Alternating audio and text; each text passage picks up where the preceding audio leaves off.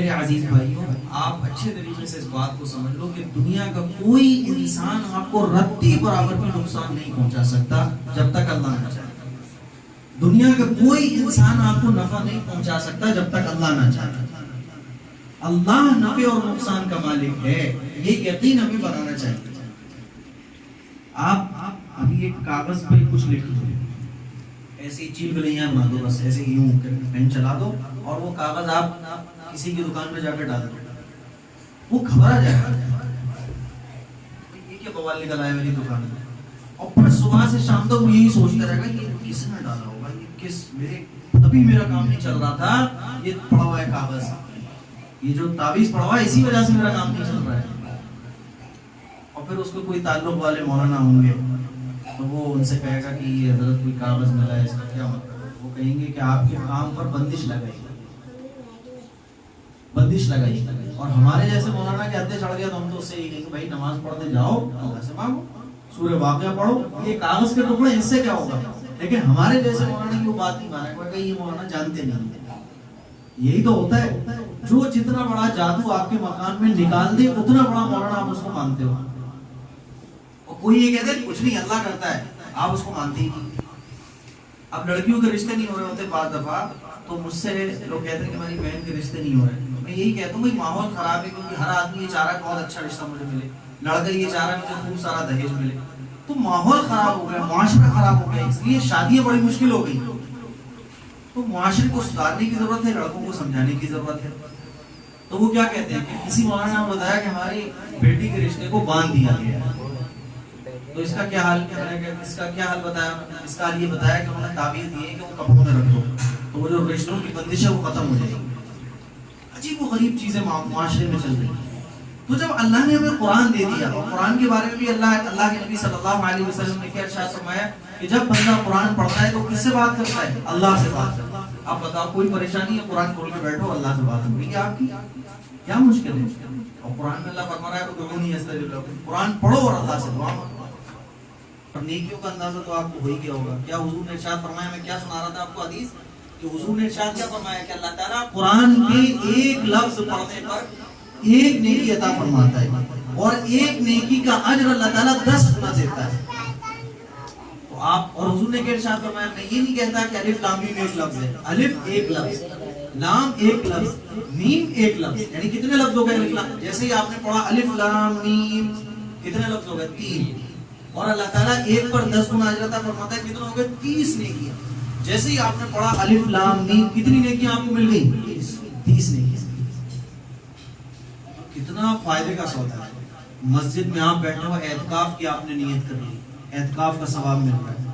علماء، عالم سے آپ پڑھ رہے ہو تو عالم کے ساتھ بیٹھنے کا ثواب مل رہا ہے. قرآن کو آپ پڑھنا سیکھ رہے ہو تو قرآن پڑھنے کا ثواب آپ کو مل رہا ہے. اور قرآن کی جو مجلس ہوتی ہے نا، تو قرآن پڑھنے والوں کو فرشتے گھیر لیتے ہیں.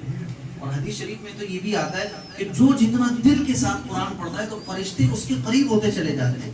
اتنا قریب ہو جاتے ہیں فرشتے کہ اپنا منہ اس پڑھنے والے کے منہ سے ملا لیتے ہیں. اندازہ کیجیے آپ کہ کتنی بڑی نعمت سے ہم محروم ہیں. اور بعض لوگ شکایت کرتے ہیں یار کہ ہمارے زبان سے لفظ نہیں نکلتے، ہم اٹکتے بہت ہیں. ارے اب تو زبان پلٹا نہیں. بعض لوگ 40 سال کی عمر کے ہو گئے، 45 سال کی عمر کے ہو گئے، تو ان سے جب کہا جائے تو وہ کیا کہتے ہیں کہ ہماری زبان پلٹا نہیں کھاتی. تو حضور اکرم صلی اللہ علیہ وسلم نے ارشاد فرمایا کہ جو شخص قرآن پڑھتا ہے، قرآن پڑھنا سیکھتا ہے اور اٹکتا ہے، تو اس اٹکنے والے کو اس سے ڈبل ثواب ملتا ہے جو بغیر اٹکے پڑھتا ہے. اب بتاؤ بھئی آپ کی زبان پلٹا نہیں کھا رہی، آپ کی زبان سے لفظ نہیں نکل رہے، تو آپ کیا سوچ رہے ہو، ارے یار یہ کتنا شاندار پڑھ رہا ہے، میں تو ایسا پڑھ ہی نہیں پا رہا. حضور نے ارشاد فرمایا یہ جیسا پڑھ رہا ہے نا، اس سے ڈبل اجر تمہیں مل رہا ہے. ایک قرآن پڑھنے کا، دوسرا یہ جو زبان تمہاری پلٹا نہیں کھا رہی ہے اور تم پڑھنے کی کوشش کر رہے ہو، اس پہ اللہ تمہیں ڈبل اجر عطا فرما رہا ہے. میرا بندہ پڑھنے کی کوشش کر رہا ہے لیکن اس کو تکلیف ہو رہی ہے، پرابلم ہو رہی ہے، تو اللہ اس کو ڈبل اجر عطا فرما رہا ہے. اور میں آپ کو مزے کی بات بتاؤں کہ آخرت میں جو ہے نا، بہت سارے لوگ ہوں گے جو حافظ قرآن بن کر اٹھائے جائیں گے. تو ہم جیسے لوگ ان کو دیکھیں گے، ارے یار یہ تو ٹہلتا رہتا تھا، ارے یہ تو مسالہ کھاتا رہتا تھا، یہ حافظ قرآن کب بن گیا. ان کو بتایا جائے گا کہ یہ حافظ قرآن بنا نہیں، ہم کہیں گے اللہ یہ تو حافظ قرآن بن کے اٹھ رہا ہے، اس نے تو نورانی قاعدہ بھی پورا نہیں پڑھا تھا. تو بتایا جائے گا کہ اس کی نیت حافظ قرآن بننے کی تھی، اس کی کوشش حافظ قرآن بننے کی تھی. ہاں ساری زندگی یہ پڑھ نہیں پایا، اس کی زبان پلٹا نہیں کھا پائی، کوئی بات نہیں، لیکن اس کی نیت حافظ قرآن بننے کی تھی، اسی لیے حافظ قرآن بنا کے اسے اٹھایا جا رہا ہے. اور جب امی بھی قرآن بہترین والا پڑھنا سیکھیں گی، بہن بھی آپ کی بہترین والا قرآن پڑھ رہی ہوگی، بھائی بھی آپ کا بہترین والا قرآن پڑھ رہا ہوگا، تو پھر دیکھو گھر کے اندر کیسا نور برستا ہے.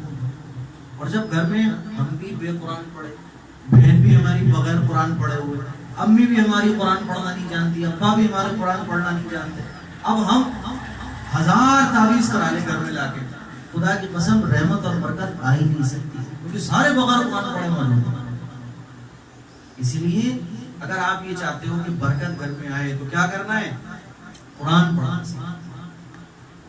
اگر آپ یہ چاہتے ہو کہ گھر کے سارے جادو جنات اثر ختم ہو جائیں تو کیا کرنا ہے؟ قرآن پڑھنا. اگر آپ یہ چاہتے ہو کہ میرے دل میں اللہ کی محبت پیدا ہو جائے تو کیا کرنا ہے؟ قرآن پڑھنا. دیکھو تعویذوں سے کچھ نہیں ہوگا، خدا کی قسم کچھ نہیں ہوگا اگر آپ کو قرآن پڑھنا نہیں آتا، کیونکہ قرآن نہ پڑھنے کی جو نحوست گھر پر پڑتی ہے بڑی خطرناک ہوتی ہے. ایک ہوتا ہے کہ قرآن پڑھنا تو جانتا ہے لیکن قرآن وہ پڑھتا نہیں ہے، تو اس کا جو وبال ہے وہ تھوڑا کم ہے. اس کا وبال تو ہے کیونکہ قرآن تو روزانہ پڑھنا چاہیے، لیکن اس کا وبال تھوڑا کم ہے. لیکن ایک قرآن پڑھنا سرے سے جانتا ہی نہیں ہے، اس کا وبال بہت زیادہ ہے، اور شیطان کی اور جناتوں کی گرفت میں وہ زیادہ آتا ہے. آپ نے کبھی نہیں سنا ہوگا کہ حافظ کے اوپر اثر ہو گیا، سنا ہے کبھی آپ؟ قرآن پڑھنے والے کے اوپر اثر ہو گیا. مسجد کے مؤذن مسجدوں میں پڑھ رہے تھے، کبھی آپ نے سنا کہ ان کے اوپر اثر ہو گیا؟ اثر سب سے زیادہ ایسے لوگوں پر ہوتا ہے جو ناپاک رہتے ہیں، جو پاکی ناپاکی کا کوئی خیال نہیں کرتے، جو دین سے بہت زیادہ دور ہوتے ہیں، حرام حلال کی تمیز نہیں کرتے، بے قرآن پڑھے ہوئے جو ہوتے ہیں نا، ان کے اوپر یہ اثر جناتوں کو ہوتا ہے. آج جتنی پرابلم ہے، دیکھو ہر گھر میں پرابلم ہے. آپ لوگوں نے بھی دیکھا ہوگا کہ صاحب برکت نہیں ہے، روزی میں برکت نہیں ہے، اور کاروبار میں برکت نہیں ہے، یہ ہے فلاں ہے. پڑھنا شروع کر دو. لیکن یہ چیزیں آج کل اگر کسی کو بتاؤ، جیسے میرے پاس کوئی آئے کہ ہمارے کاروبار میں کسی نے کچھ کرا دیا ہے، مولانا صاحب کچھ بتائیے، میں کہتا ہوں بھائی سورہ واقعہ آپ مغرب کے بعد پڑھو. حضور نے فرمایا کہ سورہ واقعہ جس گھر میں پڑھی جاتی ہے اس گھر میں فاقہ نہیں ہوتا. وہ کہتا ہے میں کسی سے پڑھوا دوں، کسی سے کیوں پڑھوائے گا؟ بھوک تجھے لگ رہی ہوگی تو کہتے ہیں میں دوسرے کو کھلا دوں، ہو جائے گا کام، تو کھائے گا تو خود. کام تم نے کیا ہو، پیسے بھائی پیسے والے سے دے دینا، میں نہیں لے رہا پیسے. لیکن جہاں قرآن کی بات آتی ہے سورہ بقرہ لوگ کس سے پڑھواتے ہیں؟ حافظ لوگوں سے. حافظ لوگ بھی بہت ڈرامے باز ہوتے ہیں، وہ جاتے ہیں آدھا 15-20 منٹ میں سورہ بقرہ ہو گئی. برکت آئے گی نہیں آئے گی، سوال ہی نہیں ہوگا. تو جتنا جس کیفیت کے ساتھ آپ پڑھ سکتے ہو دوسرا نہیں پڑھ سکتا. آپ کے گھر میں پرابلم ہے تو آپ جس کیفیت کے ساتھ پڑھو گے دوسرا نہیں پڑھے گا، پیسوں میں آنے والا نہیں پڑھے گا، اور آپ پہ پڑھنا نہیں آتا. تو اس کا حل کیا ہے کہ آپ پڑھنا سیکھو. کام نہیں آتا آپ پر تو آپ کرنا سیکھتے ہو نا. بھائی اب میں کمانے والا ہو گیا، گھر میں کوئی ہے نہیں کمانے والا، میں ہی کمانے والا ہوں، مجھ پہ کمانا نہیں آتا، تو آپ کیا کرو گے؟ مجھ پہ کمانا نہیں آتا بھائی میں کیا کروں؟ تو کوئی یہی کہے گا اردو کے پٹلے کمانا نہیں آتا تو کمانا سیکھ. اور آپ لوگ کمانا سیکھتے بھی، یہ کام نہیں چل رہا تو دوسرا کام سیکھتے ہیں، یہ کام نہیں چل رہا تو تیسرا کام سیکھتے ہیں ساری چیزیں. لیکن جہاں قرآن کی بات آتی ہے تو کیا کہتے ہیں؟ قرآن پڑھنا نہیں آتا کسی سے پڑھوا دو. بھائی کسی سے کیوں پڑھواؤ گے؟ آپ پڑھنا سیکھو. اب زیادہ تر لوگوں کا سوال یہی ہوتا ہے ہم پہ پڑھنا نہیں آتا، کسی سے پڑھوا دیں. کسی سے آپ کتنا ہی پڑھوا لو، گھر میں وہ روحانیت نہیں آ سکتی، وہ برکتیں نہیں آ سکتی جو آپ کے پڑھنے سے. اور یہ بات جب آپ نے سمجھ لی، یہ باتیں میں آپ کو یہ پسینہ اپنا اس لیے نکال رہا ہوں تاکہ آپ کے ذہن میں یہ بات بیٹھ جائے کہ آج سے آپ یہ نیت کر لو کہ اب ہمیں تبھی سانس لینی ہے سکون کی جب ہم قرآن پڑھنا سیکھ جائیں گے. یہ نیت کر لو. میرے عزیز بھائیوں، قرآن پڑھنے کا شوق اپنے اندر پیدا کر لو، انشاءاللہ اللہ کی مدد بھی آئے گی، اور جتنی بھی طرح کی پرابلم ہے وہ پرابلم بھی انشاءاللہ تعویذ ڈنڈے کی ضرورت نہیں پڑے گی، جھاڑ پھونک کی ضرورت نہیں پڑے گی، کسی بھی چیز کی کوئی ضرورت نہیں پڑے گی. میں ایک صاحب کے یہاں گیا ہوا تھا تو انہوں نے مجھے کاغذ دکھایا کہ میری دکان پر یہ کسی نے کاغذ ڈالا ہے، ذرا آپ چیک کر کے بتائیں. میں نے اس کاغذ کو دیکھا تو اس میں کچھ بھی نہیں لکھا ہوا تھا، صرف اردو میں وہ جو کاغذ ان کی دکان پہ کسی نے ڈالا تھا وہ اس لیے ڈالا تھا کیونکہ دیکھو دشمن ہوتا ہے، دشمن کا جلنے والے کا کام کیا ہوتا ہے، وہ یہ چاہتا ہے کہ ہم ٹینشن میں آ جائیں بس، یعنی ہمارا سکون ختم ہو جائے بس۔ تو میں نے یہ کہا یہ تعویذ جو آپ کی دکان پہ کسی نے ڈالا ہے یہ ویسے ہی پریشان کرنے کے لیے ڈالا ہے، کیونکہ دیکھو ابھی یہ کمرہ ہے، اس کمرے میں کوئی ایک پرچی ڈال دے بس، بھلے سے وہ خالی ڈال دے تو اس کمرے کے لوگ اس پرچی کو دیکھ کے تھوڑا سا تو ٹینشن میں آئیں گے کہ یار یہ کیا ہوگا۔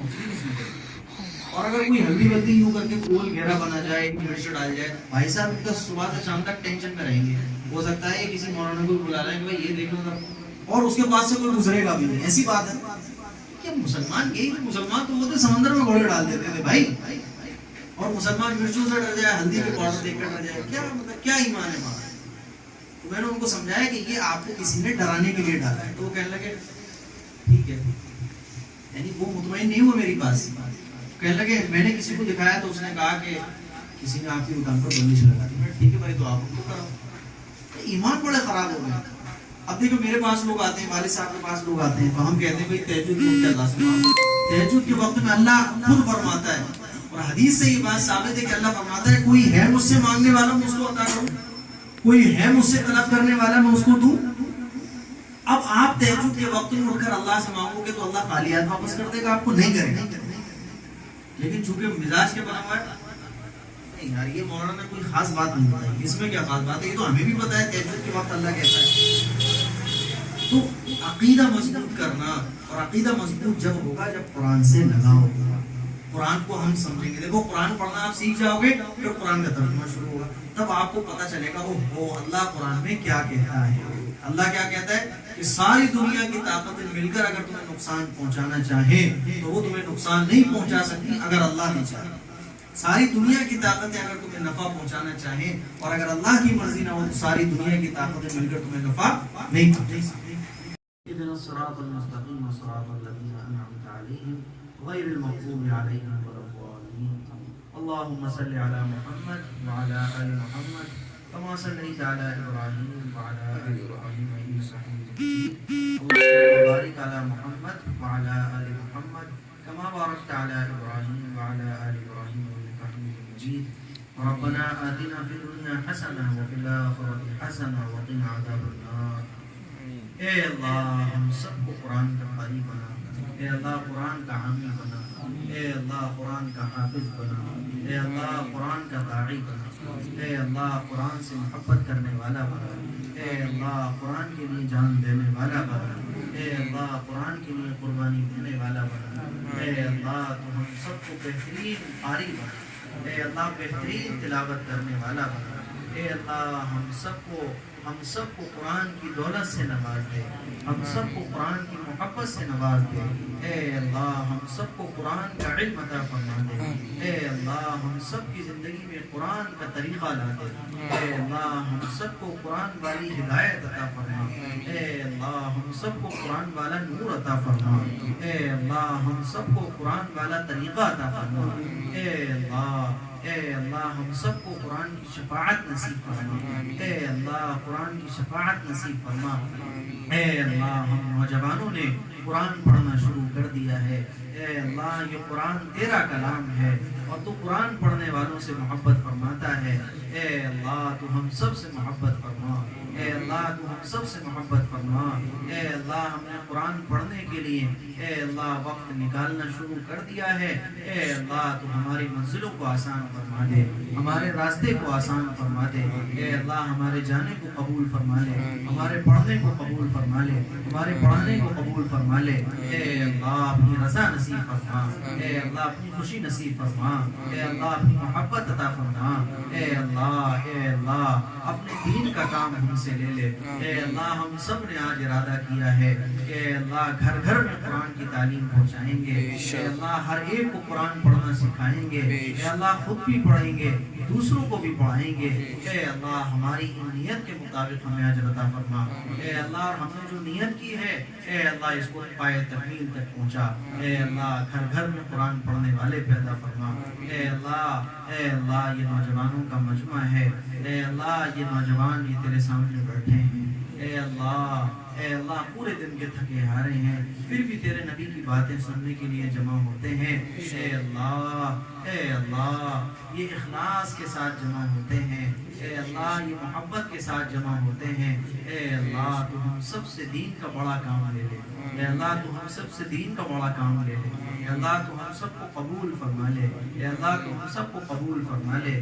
اے اللہ ہمارے جوانوں میں سے عالم دین پیدا فرما, حافظ قرآن پیدا فرما, مفتی پیدا فرما, دین کے داعی پیدا فرما, دین کے مبلغ پیدا فرما. اے اللہ تو چاہے تو کیا نہیں بنا سکتا. تو ہمیں مجاہد بنا, تو ہمیں مبلغ بنا, تو ہمیں محدث بنا. اے اللہ تو ہمیں مفکر بنا. اے اللہ تو ہمیں وہ بنا دے جیسا تو چاہتا ہے. اے اللہ تو ہمیں غلط راستوں سے بچا لے. اے اللہ تو ہمیں بری باتوں سے بچا لے. اے اللہ ہمیں تو جھوٹ سے بچا لے, غیبت سے بچا لے. اے اللہ جو تو چاہتا ہے ویسا بنا دے. اے اللہ تو ہمیں اپنا بندہ بنا لے, اپنی بندگی نصیب فرما دے, اپنی طاعت نصیب فرما دے. اے اللہ اپنا خوف عطا فرما دے, تقوی عطا فرما دے, خشوع اور خضوع عطا فرما دے. اے اللہ کیفیت عطا فرما دے. اے اللہ جو کچھ ہم نے ہاتھ اٹھا کر تجھ سے مانگا ہے اپنے حبیب کے صدقے طفیل میں قبول فرما لے, محض اپنے فضل و کرم سے قبول فرما لے. ربنا تقبل منا انک انت السمیع العلیم.